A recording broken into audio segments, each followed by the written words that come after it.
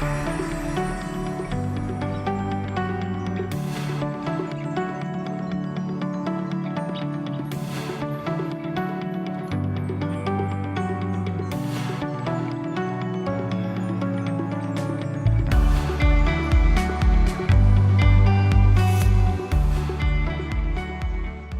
of all, I want to thank you guys for coming to the earlier workshop.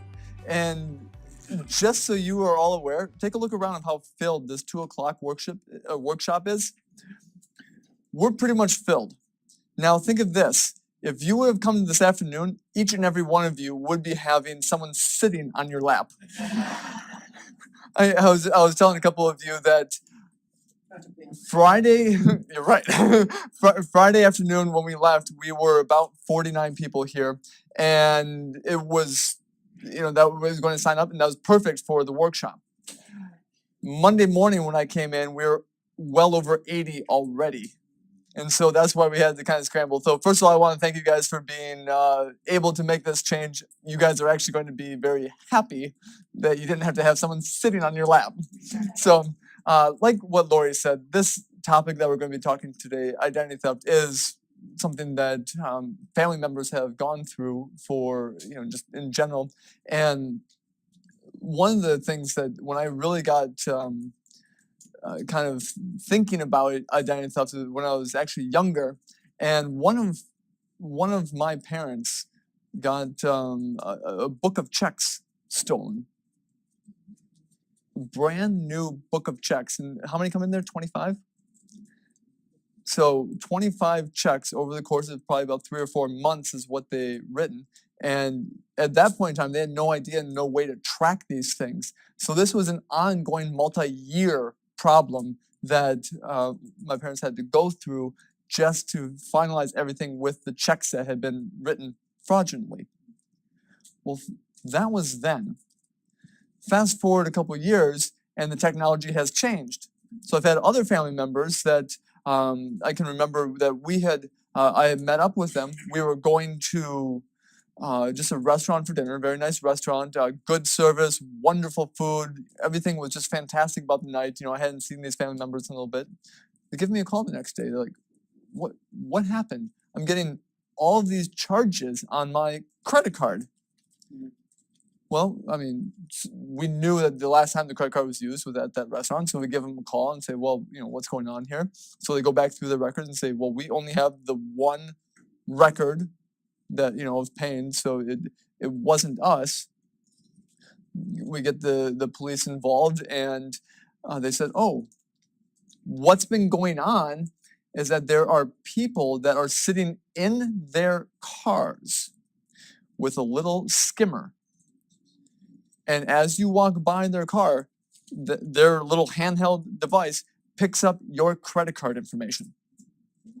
And so one of the things that you've probably seen is that new wallets these days actually have just that. They said there's some metal inside there, and they say that this is not able to be skimmed in the same manner. So these are things that are happening more and more. Now, look at the graphics here. Look at this one right up here. That's an ATM. Well, we don't think about this, but some of you maybe even know people that are this way, that have had issues with the ATMs. And a lot of times, 2 places that this happens. ATMs that are maybe not at your bank, or just one of those generic ATMs that you may find if you need some quick cash, or actually sometimes at the gas station pump. What will happen, and especially it hasn't happened so much in Minnesota that I'm aware of, but a lot of times out east, they have little skimmers, just like what I was just describing, that will sit on top of the little place where you stick the card in. It will look completely normal. You will not really guess it's there, but as you're sticking the card in, they get all of your information. That's how sophisticated some of these things are. So what I want to do today is talk through kind of what is identity theft, and then we're going to finalize with some of the preventions of it. So we're going to get into the financial identity. We're going to get into impacts of identity theft, types of identity theft, how identity theft happens, prevention, and then kind of hopefully from there, nothing's going to happen. But if it does, then kind of what are some of the warning signs that we need to be looking out for and kind of watching. So let's start with what is your financial identity? And by no means is this an exhaustive list, but take a look at things here. Name, address, birth date, mother's maiden name. Those are 4 of the 8 on this list. I will say right now that for every single person in this room, collectively, give me personally 30 minutes, and I can, without even having any of your information, I can go online and I can probably find out all those 4 pieces of information about you within about 30 minutes. So this entire room without even knowing you. That's how the internet is helping and hurting things. Because on the one side, all these genealogy websites are fantastic just to know kind of some of the lineage, some of the things you've never known about your family. But when you pair those with some of the new websites that are geared towards mailing lists and things like that, it's very easy to come up with those 4 pieces of information readily. And then what we're going to see is that when we start adding in like ATM PIN numbers, bank accounts, social security numbers, computer passwords, how easy it is actually to kind of harvest that information and find that so they can quickly and easily collectively get your information. So it's not fun to hear those stories, and that's why I wanted to do this. Now, when we talk about the impact of what identity theft has around the world, and these are the numbers that we have most recent, about 15.5 million people in 2016 were subjected to identity theft. And because of those people, that amounted to about 1/3 of the entire US population had issues and hardships surrounding identity theft. So family members, things like that. 1/3 of all of us in America. And if we just take a look at the identity theft alone and don't even add in credit card theft, that amounted to about $16 billion. Let's add in that credit card fraud. It's no longer 16 billion. Now it's $600 billion globally. $600 globally. And when we start talking about the growth of our of the world, the GDP, well, it's now representing almost 20% of the growth of the global GDP is just credit card fraud and identity theft. So again, this is a massive topic, and the thing is, it's still growing. So that's why I want to talk about this, how we can try to better preventative nature of this. All right, so let's talk about types of identity theft. Well, I'm going to come back to the top one here, tax-related identity theft here in just a moment, but there's 2 others that are on here as well that are actually quite impactful. So now I have 3 kids, so obviously the middle one there, child identity theft, is a big deal to me personally because I have to protect not only myself, my spouse, but now my 3 kids from their identities. Maybe some of you read this story. It was in the Star Tribune. It's been a number of years ago now, but there was a couple, and this is why the Star Tribune was highlighting them, because they were actually having like a multi, story deal kind of on this couple that were going through in vitro fertilization because they had been going for many years and were unable to get pregnant. So it was kind of the joys of the fact that now they're pregnant. It followed them and talked to them kind of right after the birth of their daughter. And all of a sudden, there's the last piece of this they never intended, but they ran another story about this couple and the new baby girl because of the fact the baby girl is only about 2 to 3 months old and already had racked up $90,000 of credit card debt. And so they started looking into this, like, how did this happen that a 3-month-old has $90,000 of debt? And what they found out, and this is why changes have happened now, but it used to be years ago, and it's no longer the case today, but years ago, the majority of the time, the first 3 digits of your social security number was tied to the state. The second 2 are tied to the county. And then the last 4 were usually sequential. And so it was one of the nurses that knew the name and birth date of the new little baby, and by default guessed the social security number because she knew kind of where they were in that range of the last 4 digits, and guessed the social security number, got a hold of everything. Now she had all the information she needed to forge the identity of this newborn. That is discouraging to hear. And I'm sorry, there are so many stories like this that it's just hard to hear. But then you add in things like medical theft. Most of us keep our medical card, our insurance card in our pocket or our purse because of the fact that a lot of times we need it, whether we're going to the store to get drugs, get your prescription drugs, or we're going actually to see your primary care doctor or anything. Well, they always want your insurance card. Well, what happens is that, let's say someone can get a hold of your insurance card. They already know your name. Like I told you, give me 30 minutes, and I bet I can have every person's information of your name, your birth date, your address. Well, if it takes me 30 minutes, a good identity theft could probably take 30 seconds. So now they have your medical card, they have your name, they're going to find that information. They can forge now your driver's license, and they can go all around the cities and get medical care. They'll just hand their forged driver's license, hand them the medical card, and now you're on the hook for the bills they're getting the benefit from. So that's why protecting your valuable information is so vital, because there's so many things that are easy for people to do with that. All right, so what do they actually do with your information, and what are the ways that they can use this? And actually, it turns out a lot. Again, one of the stories I had read in the paper, this was not too long ago, maybe about 2 or 3 years ago, there was a retired lady. She was a nurse, and her daughter was in Denver, and the daughter was sick. And the nurse, being retired, she's like, well, I would love to go see my daughter, take care of her, but since I have the little dog that can't be alone, I need someone to house sit. So she calls up her granddaughter and tells her granddaughter, hey, I'm going to be gone for a week. Would you love to babysit? Her granddaughter said, sure.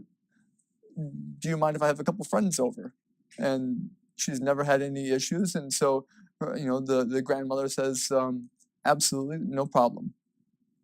When the grandmother had come back, the house is perfect. The granddaughter was a very, very responsible woman, so there was absolutely no issues. Did everything that she was said she'd do. She had a couple of friends over, but they were very, very polite, very nice friends. But one thing changed. She invited a friend that she had just met at her new school. So they weren't friends for very long.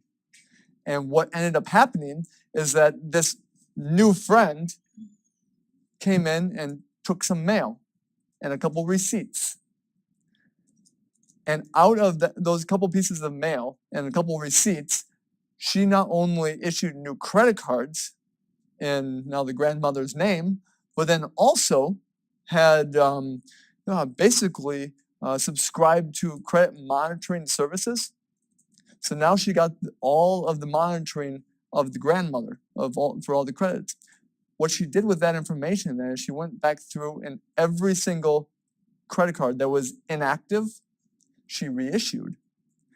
But before she did that, she changed the address, the username for the cards to access it, the password for the cards to access it. So now the grandmother, even though she knew this was happening, she could not do anything about it because she couldn't get into those accounts. So charges kept racking up because of this.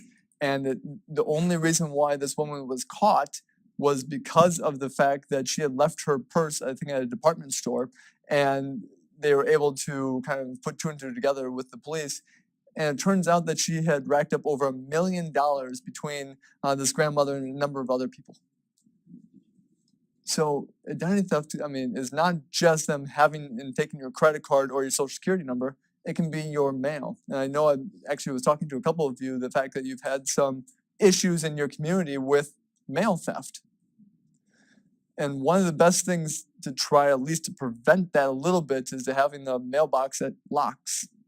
That's about one of the only ways that can happen, to try to prevent when they drop off mail into the mail slot that it stays in there, is to have a lockbox. But that doesn't completely prevent it, but it does help. There's a lot of things they can do with it, like we talked about. They can open credit cards. They can open new checking accounts and transfer money in. Utility accounts are actually a part of this as well. They can pay for their own utilities with your credit card information. And that actually is something that happens a lot. And I'm thinking, well, geez, if this happens a lot, don't we know where they live? Can't the police just put two and two together? But apparently, I guess it's not that simple. Maybe there's some conflicts there that with them and where they live and paying their utilities with your credit card. I guess there's something there, but I guess it's more common than what you would lead on to believe. So that are some of the things that work. Medical care we talked about. I wanted to come back to this, falsifying tax returns. Some of you, even in this room, may have had issues with this recently, because this is becoming a huge deal in the last, call it about 3 years. What people are doing now is, once they have access to your social security number, they know that, well, by about January 31st into about the second week of February, the government's going to be open for filing your tax return. Everyone needs to do it. Well, what ends up happening is that before you can submit your tax return, they're going to electronically file one already on your behalf. But they're going to say, well, we have $4,000 or $6,000 of a rebate. It's because you overpaid taxes. All right, so you get a rebate. Well, they're going to have it issued in one of those prepaid Visa credit cards that they can get in the mail. So you can't tie that to anyone. They're just going to get the credit card, and now they can go anywhere and use that. So that's some of the theft that's happening today surrounding taxes.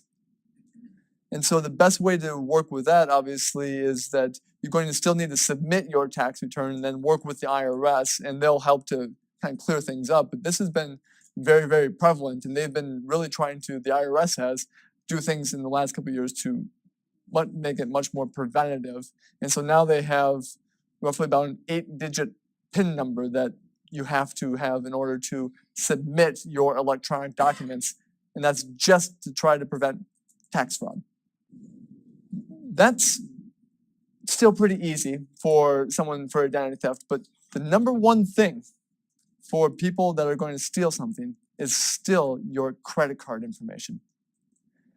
And we've had a lot of that happen recently. So we probably remember years ago, about 3 years ago, the Home Depot deal where they had this massive breach of credit cards. More recently, Target was subjected to the same thing, where they came in and had a breach of their credit card system. Well, all of the thefts that happen, so they're getting hundreds of millions of credit cards. They know, first of all, they can't use it all. Secondly, they don't want to use it. What they do with that information, so let's say they steal 100 million credit cards and all of the information. Today, there is basically what you call the Amazon of credit card fraud. There is a website run in Russia, and basically the government turns a blind eye to this because they're not doing it in Russia. So the government says, we're going to just not bother you. But there is an online website in Russia that any single person who's known to steal credit cards, they will go to this website and they will negotiate a payment for all of those credit cards. So they get paid right away for all of the credit cards. Then from there, what happens is that they're going to sift through all the credit cards, and this is sometimes it's from around the world, and they're going to break it all out. So now they're going to break it out from locations, so cities. They'll break it out if it's a male or female. You're going to go through and they're going to provide a lot of different filters on there, whether it's Visa or MasterCard or Discover. You're going to have all these filters on there. So when someone goes in to purchase it, they know for certain there's a money back guarantee that they give you, that 70% of those credit cards are active and working, and you can select whatever 100 credit cards you want, and it's for as little as like $10. So of those 100 credit cards, they know that 70% are working. If they're not, you hand them back that set of 100, they give you a new set of 100 for free, money back guarantee. And from there, you can select your criteria. Well, I want something from the Target credit card heist only in just the city of Minneapolis, done by a white male in his late 30s. And all of a sudden, I get my 100, and now I can go around Minneapolis and using those credit cards, because it's very easy to do that then. And that's how easy it is, because that doesn't raise any flags in the credit card system. So that's what they can do, and that is still today, and there's no way they are shutting down or able to shut down that website. So that's what they do with your credit card information. It's uncanny of how the level of sophistication. Last thing that things that they do, which was just mind-boggling that they thought of this, they can file for bankruptcy in your name. And I'm sitting here scratching my head. I'm like, well, why would they want to file for bankruptcy? Doesn't that just defeat the purpose? Because they want to open lines of credit. Well, think about it this way. They've just purchased a brand new car or a boat or something in your name. Well, what's the best way that they can stop someone from repossessing that car that's unpaid for? They get basically a court injunction to stop it. What is that? Filing bankruptcy. So they file bankruptcy. That allows them to move the car or move the boat or whatever they need in a little bit better time frame. So they can really do a lot of things like that. And what we're seeing, like I said, identity theft can happen in a lot of different ways. One other story that I heard was a gentleman named Carlos down in Texas. He was actually one of the managers at a bank. And he started receiving credit cards, actual credit cards in the mail. And then he also received a letter saying, well, you have been declined for this credit card because you already own the credit card. And so I started putting two together. It turns out that someone had stolen his information and basically had taken that, opened up roughly about 40 different credit cards in his name. Some of them had between $10,000 and $15,000 of credit each on them. So there was hundreds of thousands of dollars that they had access to. And then, oh, by the way, they bought a car in his name. So they bought a brand new car. They had forged his driver's license, his social security card, all of those details, bought a car. And the only way they caught him was because on the driver's license, when you go buy a car, they take a copy of this. Well, it was all of this gentleman, Carlos, it was his information, but it was the picture of the thief. And the police actually had a record of this person in their files, so they knew who it was and were able to catch him. But it was just uncanny, just all the things that they go through, and that just comes back to it. How does it happen? It can happen in many different ways, and they never actually figured out how the thief got a hold of that information. But it's just something that, once they have it, they can do a lot of damage. Let's talk about ways to prevent it. Now that we've heard a lot of different things that can happen and ways that identity theft can work, how do we prevent it? We're never going to fully prevent it. Think of it this way. You have two identical houses, neighboring houses, identical. They have the same identical TV in there that you want. Both owners go on vacation the same exact time. So you know, identical houses, identical TV that you want. They're both on vacation. One house, they lock the doors, they turn on the alarm system, make it hard for you to enter. The next house, they don't turn on the alarm system, they leave the door wide open. Well, which house are you going to go into to steal the TV? You can still go into this one that, you can break the windows, you can get in, you can have access to it. There's a lot more you have to deal with. Or you can go the one that is basically opportunistic and you can just walk right in, take the TV and leave, and no one even knows. And think of it this way. Identity theft is still a crime that these people are not that sophisticated the way that we would think. If it's going to be too hard for them, a lot of times they'll move on. And so we're never going to fully prevent it, but we're going to make it less easy for them to get access to your information. First thing, take a look at your wallet, your purse.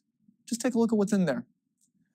Limit the number of credit cards that you actually have in there. And for most of you, I would guess you probably only have one that you regularly use. That may be all you need. Debit cards. I really would say don't take debit cards anywhere. Don't use them. Don't have them in your purse or your wallet unless you're going to know you're going to need them for that day to withdraw money or something of that manner. The difference being is that credit cards, when those get stolen, you'll see it on your credit, on your statement from the bank or from the credit card place, and you can call them up. They'll start working on your behalf, and you're not liable for that money. They can wipe that away. Your bank account is much different. It's a lot harder for a bank to say, well, geez, there was $3,000 in your bank account, and now there's nothing. We should just credit you $3,000. Banks don't like to do that. So if your debit card gets stolen and start using your debit card, it may be a number of months before that money is put back into there. Whereas on your credit card, they can make it so that until they're going through their detail and disputing that charge, they can make sure that it's not getting interest payments and things on that, so it can be looked at differently. So at all costs, try to use your credit card. That's going to keep you safer. So try to limit or avoid your debit cards. Social Security cards, we've been told for many years not to carry them in your wallet. That's great. Do not carry them in your wallet. However, some of you still may carry maybe the Social Security numbers of your kids or your grandkids in case you need them or something comes up. I would try to avoid that as well, because you can protect yourselves, but if you're exposing, say, them to it, that's another issue. So try to avoid doing that at all costs as well. And it's just kind of thinking through what you keep in there, and really don't make it a great day for pickpocketers. Is the whole idea, is that when something comes up and hardships happen, you lose your purse, someone comes up and kind of bumps into you, and all of a sudden you're like, geez, where's my wallet? You want to limit the damage that can be done by that. Does anyone know how pickpocketers work and how they actually practice? Has anyone seen this? They get mannequins, and they'll dress them up in a suit like this, and they'll have bells all over the suit. And for hours, all they'll do is saying, well, I know the phone is right here in the breast pocket of the guy. How can I reach in and take out that phone without the bells going off? And they'll practice this for hours. So pickpocketers are actually really good, and a lot of times you won't even know that you've been pickpocketed. And that's why when you're out and walking around, things like that, be aware of your surroundings, be aware of the people that are around you, and just kind of guard your possessions a little bit when you're out and about. That's just the reason why. Social Security number, we've talked about a little bit. Guard that. The card itself, yes, but guard who you give that information to. Not everyone needs your Social Security. Obviously, a financial institution needs it, whether it's us or a bank or anywhere that has to transact money will need it. But your provider for cable doesn't necessarily need your Social Security number. And so one of the questions to ask, what will happen if I refuse to give it to you? Some of them need to do a background check on you if they're going to extend credit. But if it's just to link your Social Security with an account, ask them to use something else and try to limit that. And kind of give you another example here. The irony here is just, you can't make this stuff up. I was reading another story. It was about a lieutenant of the police force who's in charge of the division that basically goes after white-collar financial crimes and identity theft. He was subjected to identity theft.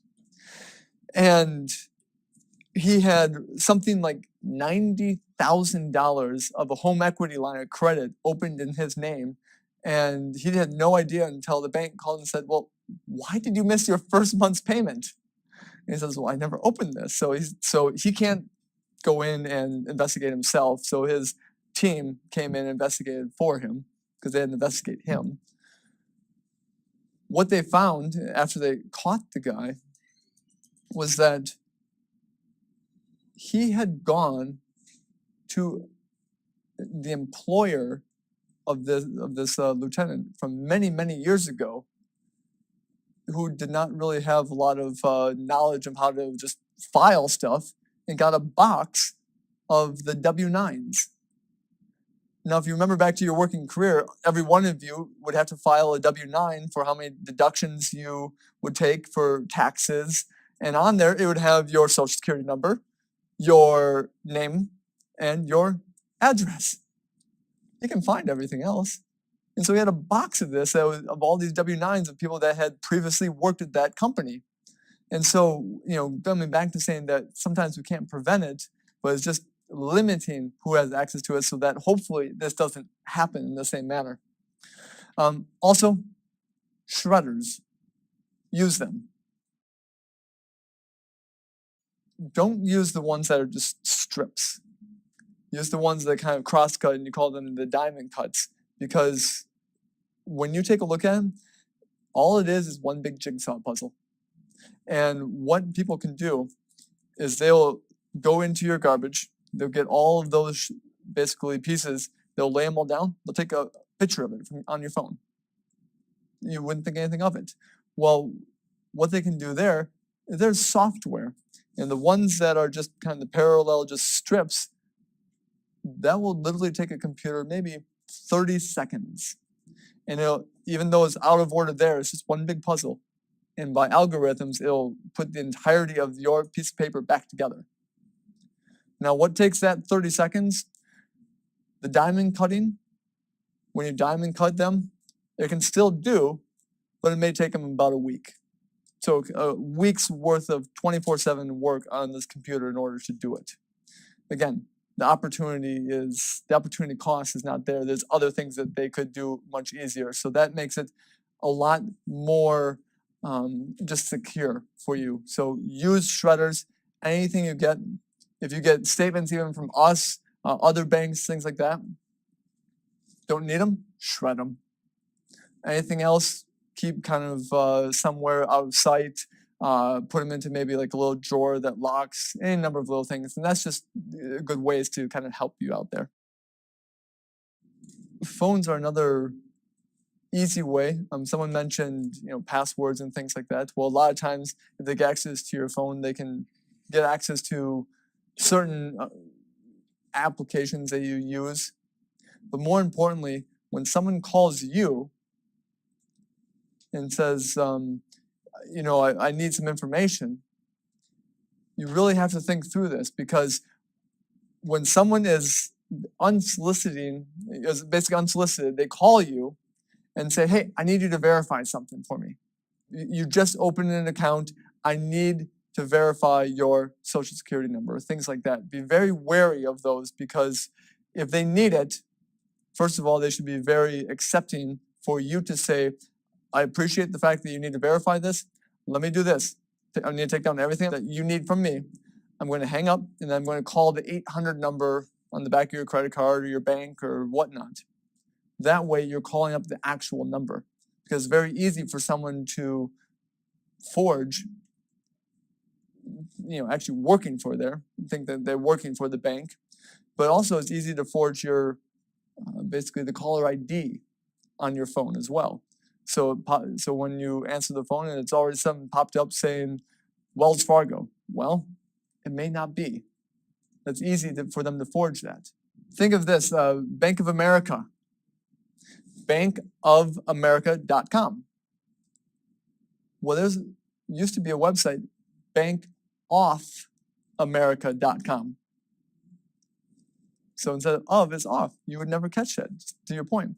Or instead of wellsfargo.com, C-O-M, wellsfargo.cm. Our brains don't pick up the O. That's psychological, that we don't pick that up. So we read it as .com. So you'll look at it once, glance by it, and you can even sit there and stare at it and say, what's wrong with this address? You think nothing. But yeah, you don't see the O that is missing, and all of a sudden, you're to a brand new website. So it's really trying to be just safe in knowing kind of where you're going online, and that's one of the easiest ways to protect. Does anyone know, speaking of scam capitals, what actually is the computer hacking capital of the world? Closer than Russia here. It's Romania, and I have the actual name of it. It's Rencinovalsia, Romania, and there was a whole about 4-page expose in a magazine about a year ago talking about this, and in there they said you'll know you arrived because you're going through cornfields, and then you come up to the Maserati dealership, you come up to the Mercedes dealership, you come up to the BMW dealership, then the Rolex dealership and the Tag Heuer watch, jeweler, all of these different places. And they said the average income, this is a town of about 75,000, the average income is between $300,000 and $400,000 per year. And they are considered the cybercrime capital of the world. And all they do, everyone's employed on the internet. Early warning signs. There's a number of signs that can be there. I talked about a lot of them. The first thing is what shows up on your statement. Some other things to know is if something doesn't look right, call up your bank, call up your credit card company, and talk to them. And the quicker you can do those, the quicker they can start flagging your accounts and trying to prevent things in the future. So it's really just kind of staying on top of things.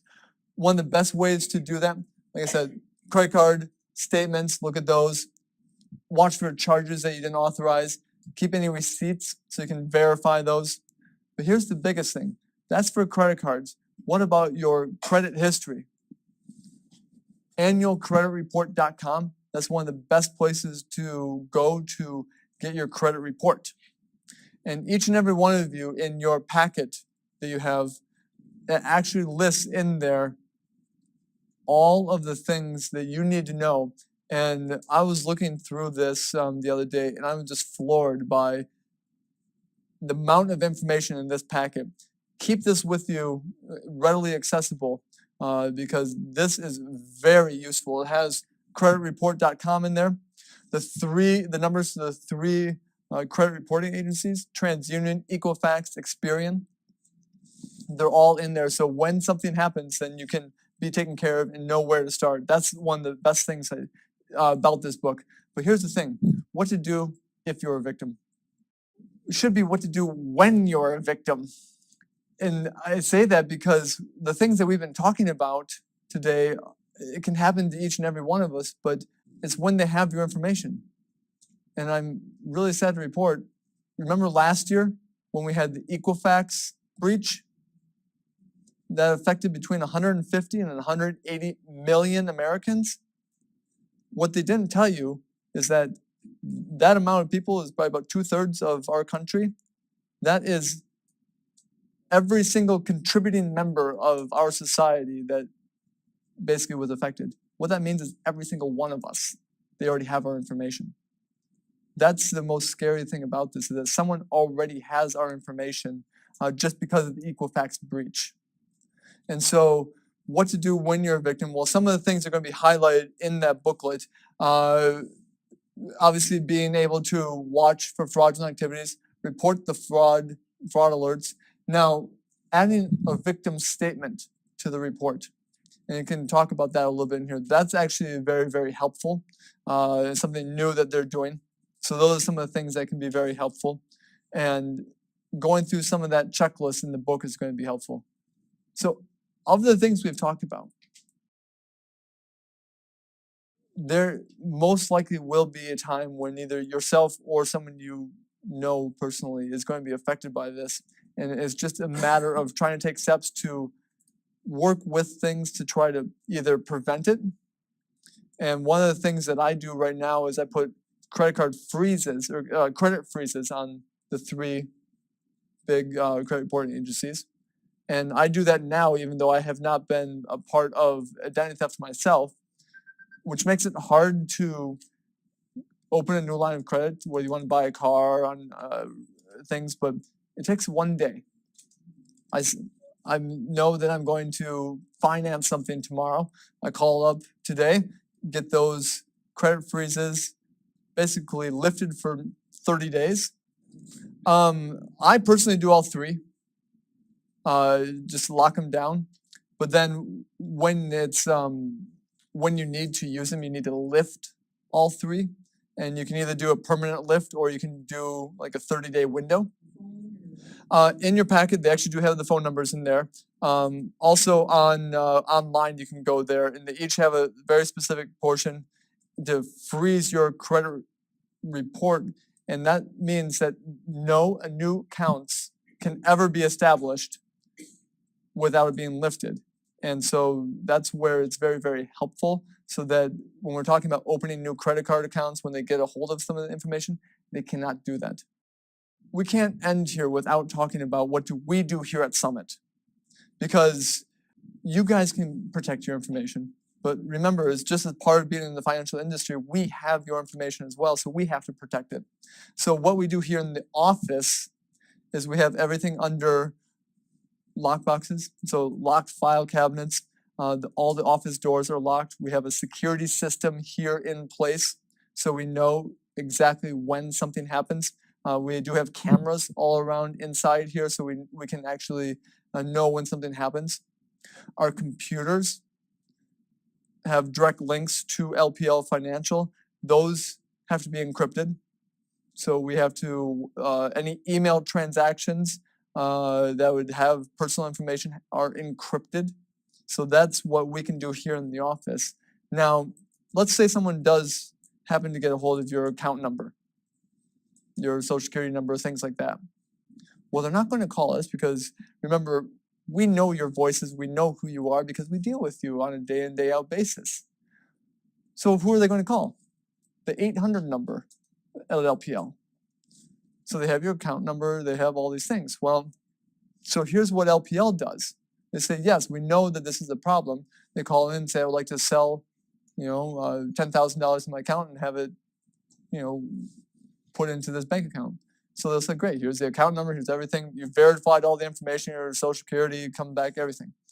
Well, let's say for a fact that happens, that they go through, they process the transaction to sell. So now we have cash in the account, and then the thief says, all right, well, I want to have the check issued to this address.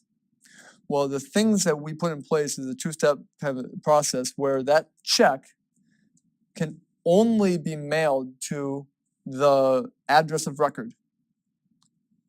That is it, unless we have a physical signed form that one of us here in the office actually have to verify your signature. So that's why on any forms that you sign, there's a line for you and there's a line for us, because we're verifying your signature that you are who you are. That's the only way they can issue a third-party check. Bank transaction, wire transactions are the exact same way. They can only send to the information that they have on file, the bank account they have on file. And so that protects you to saying that if the trade was made fraudulently, we can go back and make it look like there was nothing happened in the account. We can put the money back into that transaction, that investment, and no tax to be owed, no fees, penalties, expenses. So we can do all that on your behalf, but they can't take the money out of the account because it can only go to either your home address or to your bank account that you already have on file. If you don't have it on file, they can't do anything without something in writing. So that is some of the steps that we take. I want to end with this. We know that identity theft is huge, and I know that most of you can't read it, so I'm going to read it for you here. But your perception of the world still matters. So when things like this happen, your perception of moving forward happens. Now, this is a poem. It's called "The Worst Day Ever," and it was written by a girl who is in Brooklyn. She was a 12th grader, 17 years old. And when I first heard this, I'm looking at this and saying, how depressing. But let me read it to you. You'll see what I mean. Today was the absolute worst day ever. And don't try to convince me that there's something good in every day. Because when you take a closer look, the world is a pretty evil place. Even if some goodness does shine through once in a while, satisfaction and happiness don't last. And it's not true that in all minds and hearts, because true happiness can be obtained only if one's surroundings are good. It's not true that good exists. I'm sure you can agree that the reality creates my attitude. It's all beyond my control, and you'll never in a million years hear me say, today was a very good day. She wrote this for a poem. And the first thing I did is looked and I thought, I'm like, oh, she's so depressed. I mean, how can she say that today was a horrible day and that everything is not in her control? Right at the bottom, it says, now read this from top to bottom the other way and see what I really feel about my day. Okay, today was a very good day, and you'll never hear me in a million years say it's all beyond my control. My attitude creates the reality, and I'm sure you can agree that it's not true that good exists only if one's surroundings are good. True happiness can be attained because it's all in the mind and heart, and it's not true that satisfaction and happiness don't last. Some goodness does shine through once in a while, even if the world is a pretty evil place, because when you take a closer look, there's something good in every day. And don't try to convince me that today was the absolute worst day ever. Perception matters. Identity theft most likely will happen to us in our lifetime. Having a good attitude about it, you are going to get through it, and preventing it by trying to limit the access to things is going to be it. So with that, I want to say thank you for coming today. It was a pleasure having you here.